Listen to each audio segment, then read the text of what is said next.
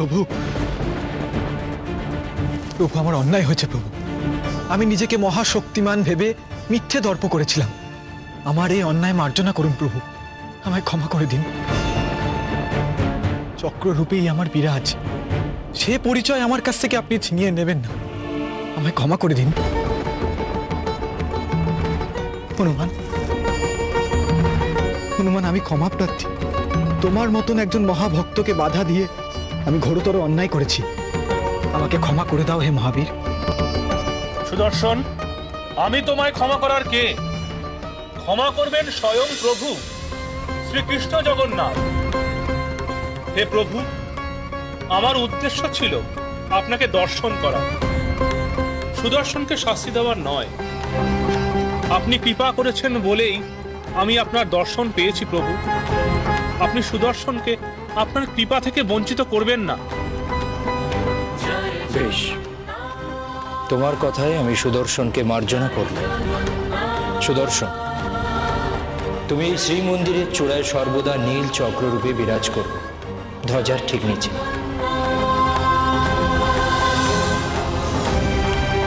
তবে গর্ভগৃহের ভেতরে সর্বদা দণ্ডরূপেই অবস্থান করবে। যাও।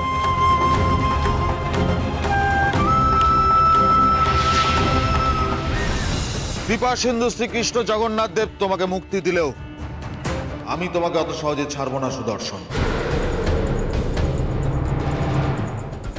আমার প্রিয় পুত্র হনুমানকে তুমি অপমান করেছো, দুর্ব্যবহার করেছো। আমিও তোমাকে এই অপমান ফিরিয়ে দেব, অপেক্ষা করো।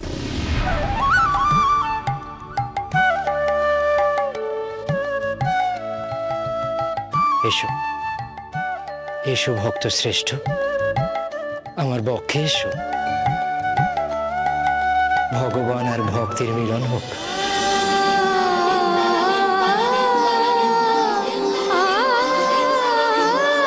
নীলাচলে ঠাঁই নিলে জগতের নাথ, তারপরে কৃষ্ণ তুমি কলিতে জগন্নাথ।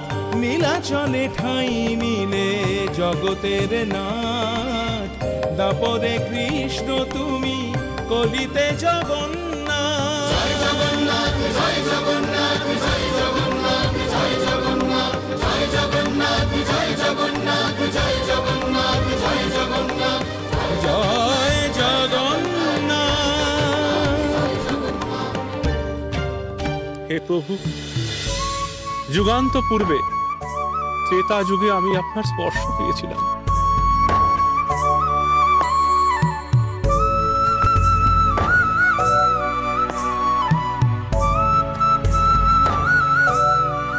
তোমার আজকের এই তপস্যায় আমার এই শ্রীমন্দির আরো পবিত্র হলো হনুমান।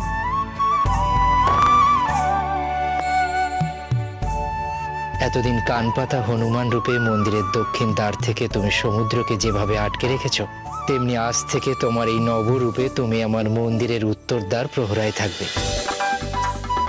তোমার এই নবরূপের নাম হবে তপস্বী হনুমান।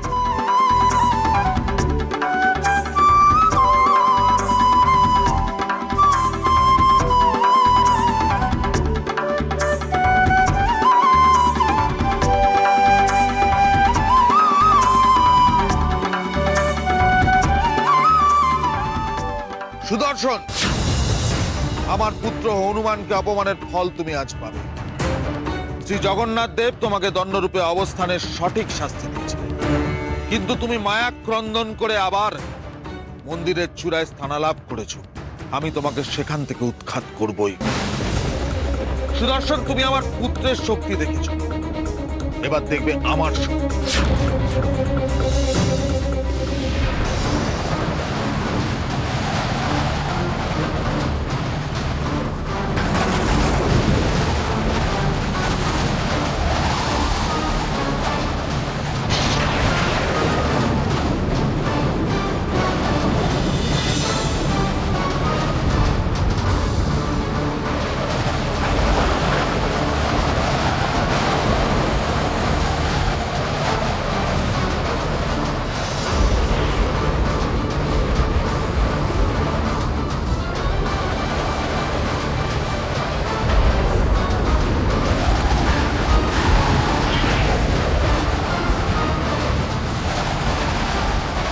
হঠাৎ এত দুর্যোগ কিসের?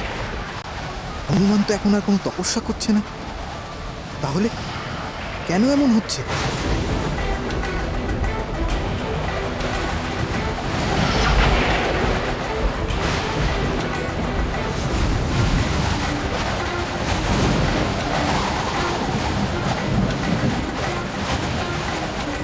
আহ, কি তীব্র বেগ বাতাসের!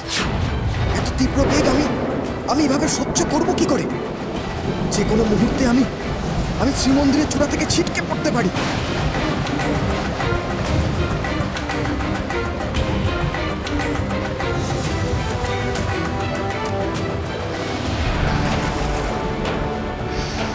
কি বাইরে এত দুর্যোগ কিসের? বাতাস তো কখনো এত তীব্র গতিতে বয় না। এই গর্ভগৃহ থেকে বাতাসের তীব্রতা অনুভব করা যাচ্ছে। আমিও বুঝতে পারছি না ভগিনী, দুর্যোগের সঠিক কারণ কি। মনে হয় নিশ্চয়ই কোথাও কোনো অস্বাভাবিক ঘটনা ঘটেছে। কিন্তু বিশ্ব সংসারে যেখানে যাই ঘটুক তার প্রভাব এই শ্রীমন্দিরে পড়বে কেন? এ তো বড় অদ্ভুত ঘটনা। এই সংকট থেকে যে সহজে উদ্ধার করতে পারতো সেই কৃষ্ণই তো এখানে নেই। কোথায় সে? এত করে তাকে আহ্বান করছি তবু সে সাড়া দিচ্ছে না। এই কৃষ্ণ, তুমি আবির্ভূত হও, সংকট মোচন করো।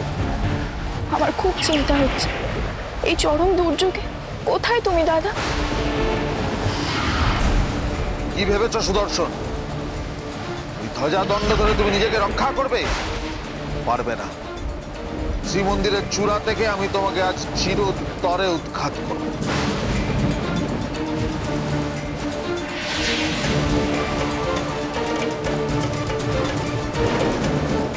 এ আপনি কি করছেন পবনদেব?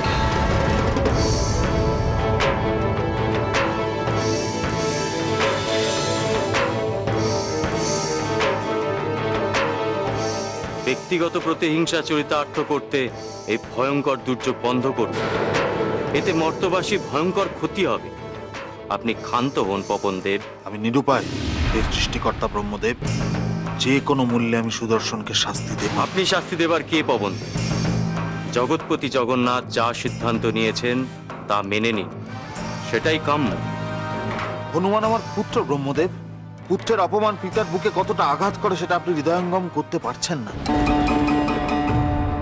আমাকে বাধা দেবেন না। বেশ, আমি আপনাকে সাবধান করে গেলাম, সচেতন করে গেলাম জগৎবাসীর মঙ্গলের কথা ভেবে। কিন্তু আপনি যদি না শোনেন, আমি নিরুপায়। শুধু একটা কথা বলে যাচ্ছি, প্রধান আপনি হিতাহিত জ্ঞান শূন্য হয়ে যা করছেন তার জন্য জগন্নাথ দেবের কাছে শাস্তি আপনাকে ভোগ করতেই হবে। সুদর্শনকে শাস্তি দিতে গিয়ে আপনি জগৎ সংসারের নিরীহ কারো ক্ষতি করতে পারেন না। সংযত হন অবিলম্বে।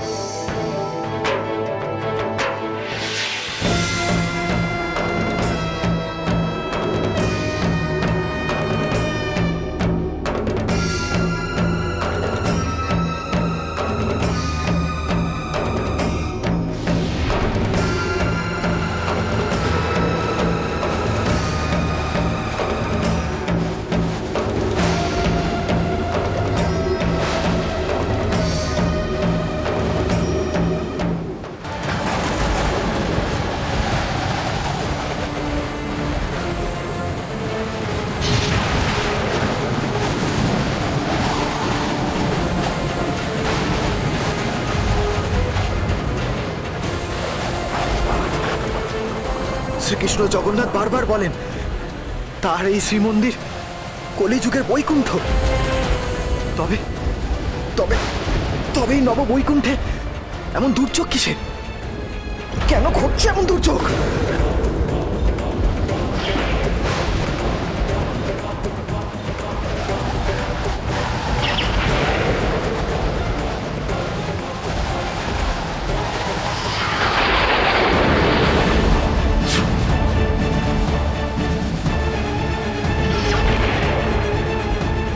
কি পবনদেব, আপনি? হ্যাঁ, আমি। আমার পুত্র হনুমানকে অসম্মান করলেও শ্রী জগন্নাথ দেব তোমাকে ক্ষমা করেছে। কিন্তু আমি তো পিতা। আমার পুত্রের অসম্মানকারীকে আমি কি করে ক্ষমা করি বলো?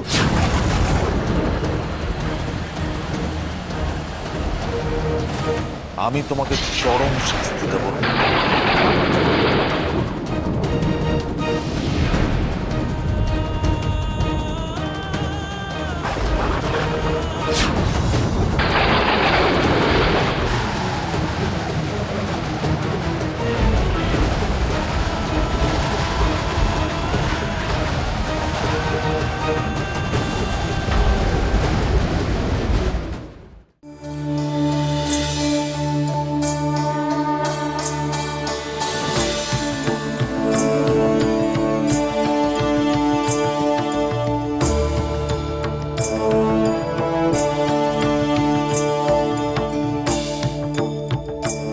এসব পক্ষীরাজ গরু, বলো কি সংবাদ?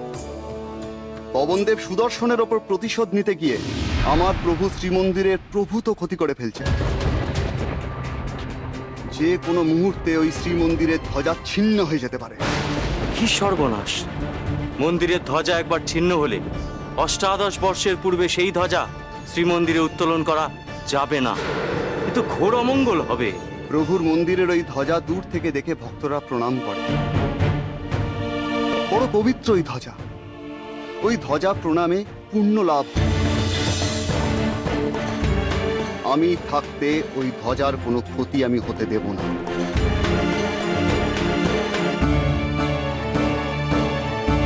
সেটা আমি জানি গুরু। শ্রীকৃষ্ণের রথের ধ্বজায় তুমি বিরাজ করো, সেই জন্যই শ্রীকৃষ্ণের আরেক নাম গরুর ধ্বজা। হ্যাঁ পিতামহ ব্রহ্মা, আমি প্রভুর বাহন। পবনদেবের এই ঔদ্ধত্য আমি কিছুতেই সহ্য করব না। আপনি অনুমতি দিন, প্রতিহত করি পবনদেবের এই উন্মত্ত আচরণকে।